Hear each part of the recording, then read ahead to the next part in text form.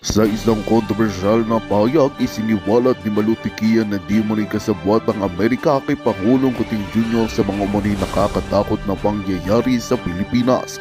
Ayon kay Tikia, may mga lihim na kasunduan ng administrasyon ni Kuting sa gobyerno ng Amerika na posibleng makaapekto sa seguridad at kalayaan ng bansa. Dagdag pa niya, tila pinapayagan ng Amerika ang pamahalaang Kuting sa magsagawa ng mga hakbang na maaring labag sa interes ng mga Pilipino. Bukod dito, binigyang diin ni Tikia na mayroong mga hindi kahina-hinalang aktibidad ang pamahalaan na sinusubukang pagtakpan. Ayon sa kanya, may mga indikasyon na ang relasyon ng Amerika at Pilipinas ay hindi patas at maaring magdulot ng mas malaking problema sa hinaharap. Sa kanyang pagsasalita, nananawagan siya sa publiko na maging mapagmatsyag at kritikal sa mga galaw ng administrasyon ni Kuting, lalo na sa mga isyong may kinalaman sa foreign policy at mga kasunduang pang-internasyonal. Sa gitna ng mga aligasyon, nananatiling tahimik ang Malacanang at ang mga embahada ng Amerika sa mga akusasyon ni Tikia. Patuloy naman ang panawagan ng iba't ibang grupo na imbisigahan ang mga sinasabing kasunduan at iulat ng buo sa publiko ang anumang detalye na maaring magdulot ng pag-aalala sa kapakanan ng bansa. Habang lumalalim ang isyu, inaabangan ng publiko kung paano tutugon ng gobyerno ni Kuting sa mga kontrobersyal na pahayag ni Tikia. At yan nga ang balitang ating pagkakatutukan. Ngunit bagong lahat, siguraduhin mag-subscribe at ihitang notification bell para sa patuloy na pagtutok sa mga silip ng bagong balita sa tunay na boses ng masa.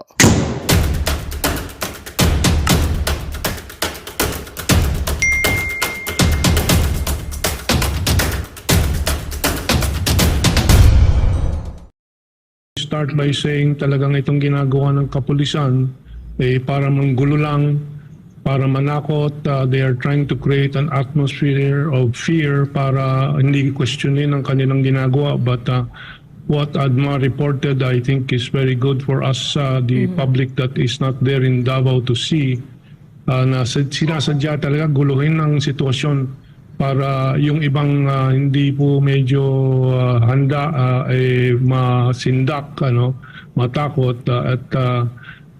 it's a credit. I salute the KOJC members for being very tough and very firm. Thank you very much for your strong stand against this oppression and abuse of power by the police and those behind it. Go ahead, please. Thank you. Thank you, sir. Si Ina po ito. Kasama ko po si partner Almaro. Salamat din po sa inyong oras na binabahagi sa mga panahong ito. Sir, I'll get straight to the point. Kasi yung nangyayari po ngayon sa KOGC Religious Compound, it has never happened before po. At ang isa sa tinuturo nga dito ay ang kumukumpas talaga ay ang sabwatan po ng US at ng Marcos regime. Sa inyo pong pag-aaral din before, sir, how do you think, gano'n to katotoo? I mean, paano nilalaro ngayon ng US ang ating bansa sa ilalim po ni Bongbong Marcos Jr.? Well, napakalinaw po ang kamay ng Amerikano po dito sa mga nangyayari, at yung mga estilo na fascism, yung pananakot using terror, ito po ay ginagawa nila sa napakaraming bansa na meron silang mga galamay po sa loob na napapagalaw po nila. And of course, itong si Bongbong Marcos na for many years ating pinakinggan dahil po yung kanyang sinasabi at narinig natin sa bunganga po niya, consistent also with what President Duterte previously has been advocating, saying. That's why he got the support of the Dutertes for the last election. Pero biglang nung Pebrerong nakaraan, 2023, pumihit po siya, and that is the mystery question po sa lahat. Bakit siya biglang nag-iba? Samantalang ang ganda ng mga pagpapatakbo before February 2023 nung bumisita siya sa Estados Unidos, pagbalik niya nagbago na po siya. Before that, we got so many advantages in trading with China, with Russia, being an independent and sovereign country in the manner that President Duterte had defined according to our Constitution. Pero bakit siya pumihit? Well, the Americans got to him and everything has gone downhill since that time, of February 2023. Yung itong approach dito sa nangyayari po ay nagsimula po lahat doon sa pagbabalik po ng ICC, International Criminal Court. Yung talagang pinakaunang senyales na binuksan na naman ni Bongbong Marcos at ng mga alagad po niya sa loob ng gobyerno niya ang pinto para sa pagbabalik ng Amerikano. So the ICC was used to start harassing President Duterte because of his independent foreign policy, at ngayon po ay ginagamit sa pagharas po kay Pastor Kibuloy na isang strong supporter and strong pillar, sandigan po ng Duterte family, and ginagamit na rin po labang kay Sara Duterte. So this is a strategic move by the Americans using their local proxies, to suppress any sign of independent thinking in the country sa pamamagitan ng unang-una pananakot po sa ibang mga maaaring nasisindak po dito. But thank goodness there's SMNI, there's UE9, Almar to help the public understand and resist this oppression. Sir, siguro na babalitaan din niyo po na higit isang linggo na kasi talagang pinagpapatuloy ng kapulisan ang kanilang pagkubkob dito po sa religious compound. And you mentioned also po yung ICC. Basically, sir, masasabi natin na ibinenta na ni Bongbong Marcos Jr. ang Pilipinas sa mga Amerikano. Pero ano po yung nakikita ninyo naman na way para naman po masabi pa nating may pag-asa po ang ating bansa laban dito sa mga Amerikano?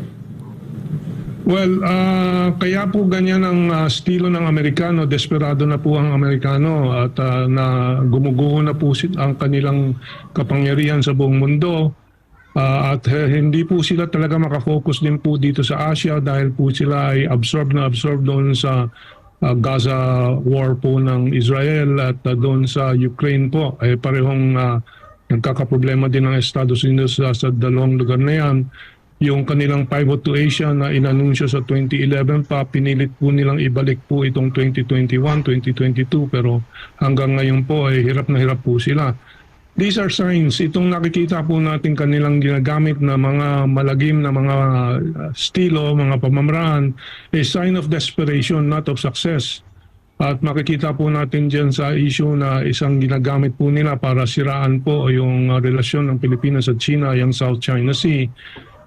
Nag-de-escalation na si Bongbong Marcos pero nagsisimula naman ng bagong conflict and tension doon naman sa Escoda Shoal.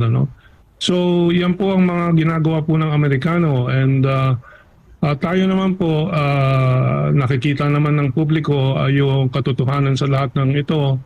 At dahil po sa tulong ninyo ay napapaliwanagan ng maraming tao.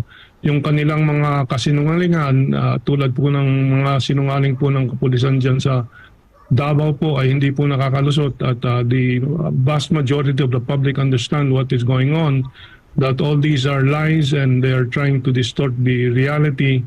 At yan po ang talagang pag-asa ng taong bayan. Katotohanan lang po, the facts of the cases, the truth and the just cause behind all these that we are standing for. Sir, alam namin itong issue dito sa KOJC, alam po namin na ginagawa lang po itong panakipbutas ng Marcos Jr. administration para pagtakpan po yung mga pangunahing issue na dapat tutukan ng gobyerno. Base po sa monitoring po ninyo, sir, kumusta po yung doon sa, kasi ang siguro, correct me if I'm wrong, sir, kung doon sa Escoda Shoal, may parang issue din doon na kamakailan lang? Well, yung sa Escoda Shoal or Sabina Shoal, the international term for it, sila ay ang Philippine Coast Guard, kasabot po ang Amerikano, ay nag-attempt na sumusubok po na magtirik ng isang barko, yung Teresa Magbanwa, parang yung BRP Sierra Madre doon sa Ayungin Shoal. Kunwari po, papatrolya, research, pero tumigil po at nag-angkla ng ilang buwan na po. Kaya po sa tingin ng China, ito ay violation na ng teritoryo nila which they claim. But at the same time, it is also a violation of the Declaration of Conduct between ASEAN and China signed in 2002. So maraming issues po dyan, but the point is matapos po mag-anunsyo ng de-escalation, nagkaroon ng 9th bilateral mechanism consultation ng China at Pilipinas, nagkaayusan na po Jenny Jaruma, dun sa Ayungin Shoal, ay gumawa naman po ng isang dahilan dito Victoria naman sa Galvez. Escoda Shoal. Ngayon po ay nagpapalitan ng aligasyon ng banggaan po, but actually I've been viewing the videos of both sides. The Rosemary crucial Alboleras. observation you must make is where is the boat coming from?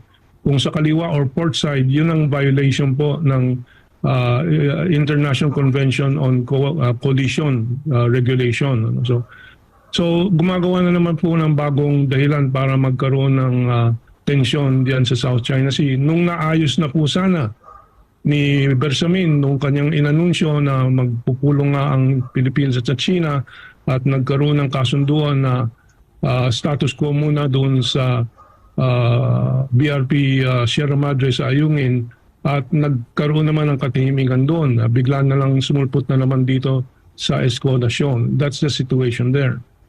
Prof, bago lang kami magpatuloy, no, mga kababayan, nakikita niyo po sa screen ay ito po ay banda sa Waxis po, no, sa Emerald Gate po ng KOJC Religious Compound kung saan po plano pong kunin ng kapulisan ang fire truck po, no, dahil meron daw po obstruction of justice na nangyayari at kasalukuyan po kinakausap ng legal counsel po ng KOJC ang pulis. Dahil hindi naman po nararapat na pati po ang fire truck ng KOJC ay nais po nilang kunin. Ayan, mamaya po alamin pa natin ang ibang detalye. Okay. Sir Herman, yung ano masasabi mo Yes. dito sa walang malinaw na foreign policy ang Marcos Jr.? Well, I think hindi sa walang malinaw. I think naging malinaw na po na nagpapaalipin na po ulit ang Pilipinas sa pamamagitan nitong gobyernong ito sa Estados Unidos at yung mga gustong gawin ng Estados Unidos dito sa Asia Pacific. Ang isang halimbawa po niyan ay yung Afghan refugees, let's call them, no, na matagal na pong tinututulan ng maraming sektor sa Pilipinas yung pagpasok po nito at bibigyan daw ng pansamandaliang pagtitiral po dito habang pinoproseso daw para sa Estados Unidos. Ito yung mga empleyado po ng American operations sa Afghanistan for 20 years. So ang loyalty po ng mga ito ay para sa American government. At hindi po natin alam kung ano pang ibang mga magiging gawain po nitong mga ito habang sila ay nandito. Meron pang mga pupuslit at mag-i-integrate sa fabric of Philippine society to become operatives of the Americans dito. May mga bali-balita na ang marami dito ay ipapasok sa EDCA US bases po para sila ang magmando ng mga functions yan sa mga base militar na yan. Well, there are many questions but you can see instantaneously kahit na ino-oppose ni Amy Marcos ito, si Bongbong Marcos, inaprubahan po ito. So this is an example kung paano talagang sobrang hawak na po ng Amerikano itong si BBM at ang kanyang gobyerno. Prof, going back dito, no, sa nangyari sa religious compound po ng KOJC, kasi 10 days na po ngayon at lantaran, no, yung kanilang paglabag sa batas. Wala na po silang kinikilala kasi kahit po ang court po naglabas na po ng temporary protection order. At ang nung unang araw po, no, nung August 24, nagkaroon po ng may namataan po na presensya nga ng isang pulis o mga pulis na may suot po na US patch o US insignia po na palatandaan po na talagang may kinalaman ang US. At kanina rin po, no, nireport ni partner Admar na meron pong US aircraft. Kung di tayo nagkakamali, kung maaaring mapakita rin to. Pero sir, can you explain more on po bakit hellbent, no, ang Marcos administration na mismong religious leader po si pastor at yung compound po, kasi isa po sa nakikitang angulo, sir, ay hindi lang si pastor kundi yung mismo pong property po ng KOJC. Ano po yung nakikita nyo dito? Anong area, gaano po ka-strategic ito para po talaga pilitin ng Estados Unidos na makuha po itong compound po dito po sa Davao City? Well, there are 2 or 3 points that you have raised. So, number 1 po, yung mga kapulisan po na may tag na American flag po, and yan po ay aking inoobserbahan at ilang araw na po ako naghihintay na may denial from anybody that they are American elements within the ranks of our police deployed dyan sa KOJC compound. Pero wala pong denial. Walang denial from the US Embassy, walang denial from the PNP, walang denial from anywhere. So I think it can be accepted as a fact now that these are really confirmed American elements in our police ranks. I cannot say they're American police or we don't know. They might be American military. So yan po ay isang importanteng ulat po galing sa mga pictures po na nakita po natin sa social media. My only interpretation here is the Americans are trying to show their force in this instance. Pinapakita po nila na ganyang kalakas kami dito sa administrasyon ni Bongbong Marcos, kaya huwag kayong pumalag sa amin. Yan po ang nakikita kong mensahe dyan. Diyan sa ibang yung mga ibang tanong mo, can you repeat one of them? Isa po kasi sa sinasabing dahilan po, Prof, no, sir, itong mismong lugar po ng religious compound po ng KOJC. Yes. Gusto pong kunin kasi nga strategic daw po ito, lalo na malapit po sa airport, may hangar po. And kung ano-ano pa po, no, yung drone center na sinasabi na pinigilan po dati ni FPRRD, kung di ako nagkamali, 2011, ay di ba pinigilan po niya ito? Yes po, sir. Yes, from what I understand about the geography of the compound and the nearby areas po, ay nasa plateau po ang big part of the KOJC facilities, and the plateau could be very strategic in radar positioning, in drone maneuvering centers and so on. So I certainly think that that is a strategic factor in their operation there, no, sa KOJC compound. So that's what I can see. Yung pananatili, sir, base sa nabanggit po ninyo kanina na matagal na po kayo nagmo-monitor dito sa nangyayari nga dito sa KOJC. 10 araw na po sila pero hanggang ngayon wala pa po silang nakikita na ipapakita sa publiko na matibay na ebidensya doon nga dito sa kanilang pinaparatang dito sa KOJC. Sir, ano po masasabi po ninyo dito na hanggang ngayon ay wala pa po silang kumbaga naipapakita nga sa publiko, sir? Well, tulad ng obserbasyon at batikos po ng maraming abogado tulad ni Attorney Trixie Angeles na this is the first time we've encountered such a extended service of a warrant of arrest and in a location that is not stated in the warrant of arrest itself, no? Pasig ang location na sinasabi po diyan. So this is a blatant violation of the law. This is a blatant show of force and abuse of force. So what else can we say except to keep resisting this, and keep educating the rest of the population about this abusive government and why it has to be changed and dapat na po tanggalin, sobra na, tama na, and it has to go. Yes, sir.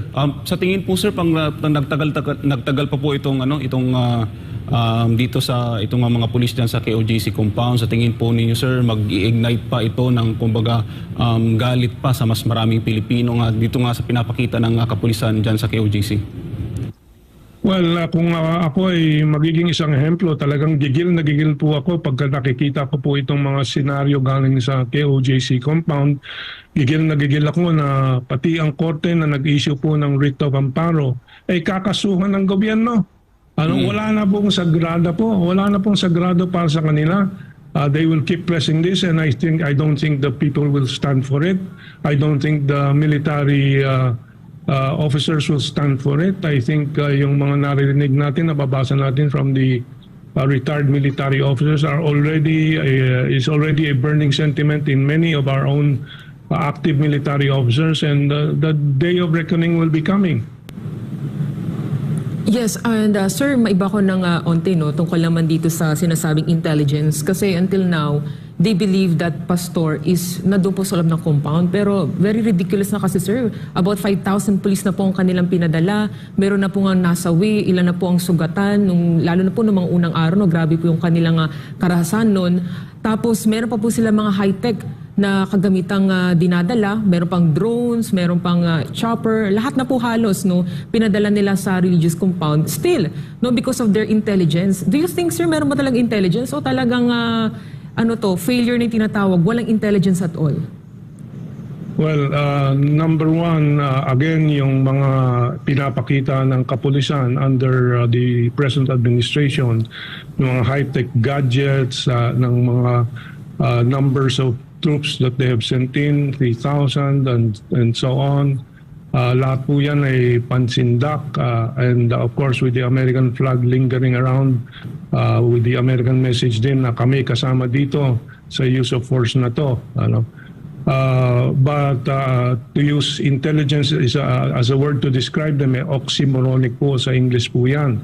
Contradiction po yan. Kasi you should be using only the least number of elements in getting your intelligence na hindi halatado nga.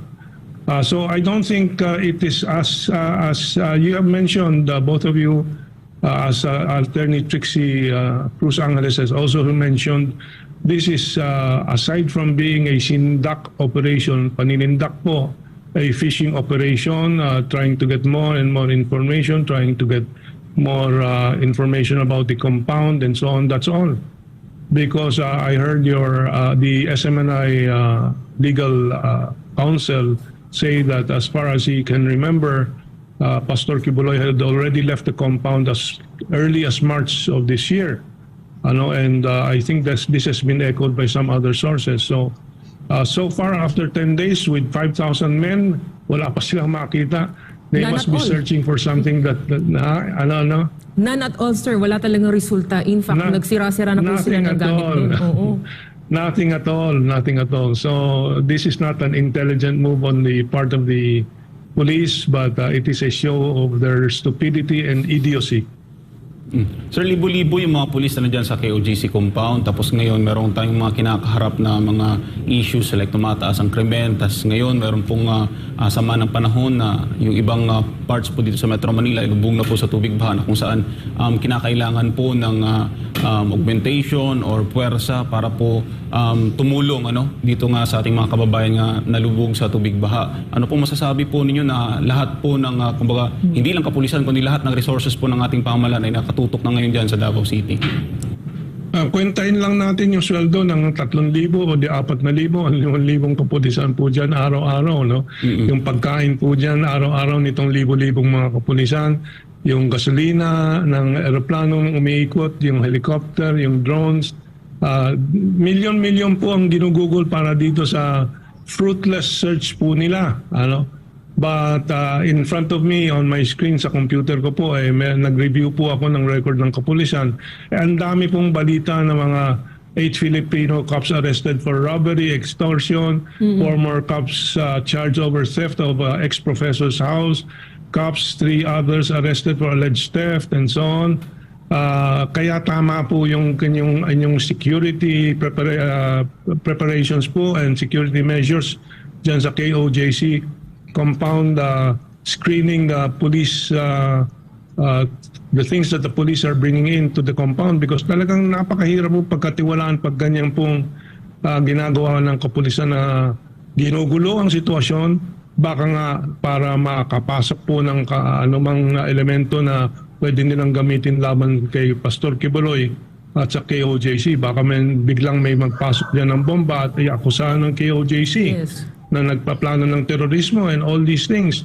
So you're doing correct and the police is doing wrong by trying to push inside the compound hundreds if not thousands of policemen na hindi na makakontrol. Sa tingin niyo po, sir, itong nangyayari sa KOJC, meron pang hidden agenda ang pamahalaan dito considering na ito yung baluarte ng mga Duterte? Well, nakikita naman natin po itong operation dyan sa Davao, marami pong mga ancillary incidents, yung mga pagpapalit po ng Davao Police Commander and so on. They're consolidating their control over the city. That is the base of Duterte's political power. So we will be watching carefully kung ano pang gagawin po nila, but I'm sure the Dutertes are ready for these eventualities. No? So this is not, this has no precedent. Wala pong presidente, kahit nung martial ni Presidente Marcos Sr., wala po tayong nakitang ganyan. And I'm old enough to recall how delicately President Marcos used his power. But under this junior po, iba po ang usapan, ibang klase po talaga. Talagang sobrang suppression and oppression that we're not even sure he's the one completely in control in doing this, but rather that it is the Americans giving the directives for these operations. Sir, kahapon nakiisa po before po kami sir magpatuloy, no, tatanggap muna tayo ng balita. Tatanggap tayo ng report mga kapartner, live update dyan sa KOJC compound, na dyan sa linya si MJ Mondihar. MJ, magandang hapon.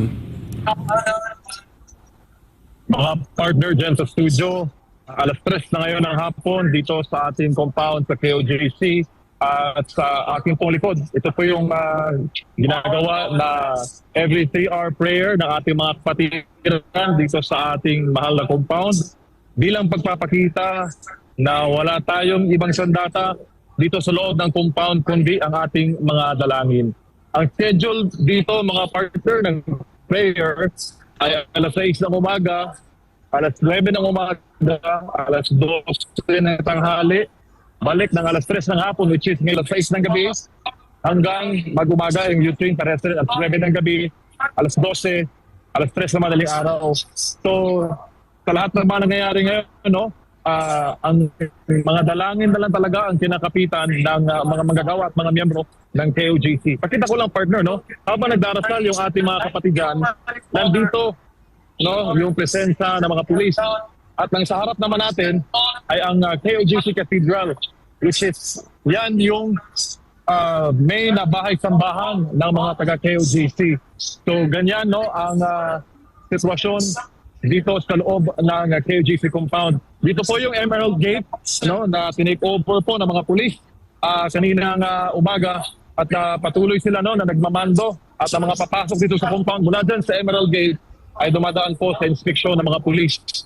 Bukod po sa mga kapatiran natin dito sa loob ng KOJC compound, ang mga dalangin o yung prayer schedule ay pinatutupad din sa lahat ng mga Kingdom Life Congregations o mga KLC buong mundo bilang pagsuporta nga sa mga nagaganap dito na mga aktibidad ng PNP laban dito sa ating mga kapatiran sa KOJC. Yun muna ang update dito mga partner.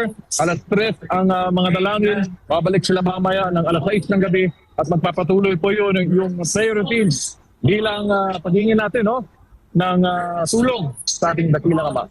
Partner. Yes, maraming salamat ka, MJ. Ayan, partner. At sa Sir Herman, yung nakita mo na video, alam mo yung anong masasabi mo doon sa yung mismong mga may-ari ng compound ay hindi nakakagamit doon sa kanilang cathedral dahil nga ginawa ng command center ng kapulisan? Yung mga riot shields na nakaharang po doon sa paligid po ng cathedral, no? And that is very discouraging kasi po that is a house of religious worship na I was not aware they have made it a command center, but that is really an insult to the church and to our Bill of Rights. Yan po ay talagang clear violation, ano? Kaya I don't know what is in the heads of this Torre, Marbil and so on. Sadya ba nilang gustong insultuhin ang KOJC? That is 8 million members of KOJC. They're courting real trouble sa ganyang ginagawa po nila. But by the way, let me also recall first though that one of the issues I wanted to bring up is yung dahilan kung bakit talagang ingat na ingat si Pastor Kibuloy dito sa order of arrest na ito. Dahil alam po niya and alam ko po because I've been studying the Americans and their extraordinary rendition, yung kidnapping po nila ng mga tinatarget po nila na gusto nilang for whatever purpose, pigaan for whatever information and so on. So extraordinary rendition is something that we must keep repeating that the Americans commit, and they've been committing it for the past 20 years, no? At merong mga nato-torture po dyan sa pag nahuli na po nila, na-kidnap na po nila at naibalik po nila sa Estados Unidos, may mga dumadaan po sa torture. This is on record, ano? And so legitimate po talaga ang pag-iingat po ni Pastor Kibuloy. It's not only Philippine laws that is involved here, but it is also the long arm of American so-called so-called long arm of the law of the United States, which should not be extending to any other country but their own. Yes, and thank you sir na bring up mo itong extraordinary rendition kasi ito rin po mismo no yung nga last public statement ni Pastor na hindi siya tumatakbo sa kanyang mga kaso, kundi hinaharap nga niya ito through the legal process. So meron kasi tayong due process. Pero dahil nga merong presensya po ng Amerikano at history will say, di ba, na hindi dumadaan po sa legalidad minsan ang mga Amerikano, lalo na't kung ikaw ay kanilang pinunteriya. Pero sir, throughout the history po, lalo na po sa Pilipinas, kailan po naging ganito kagarapal na ang gobyerno po, kumbaga pinakita talaga nila na wala na, kumbaga ba, na silang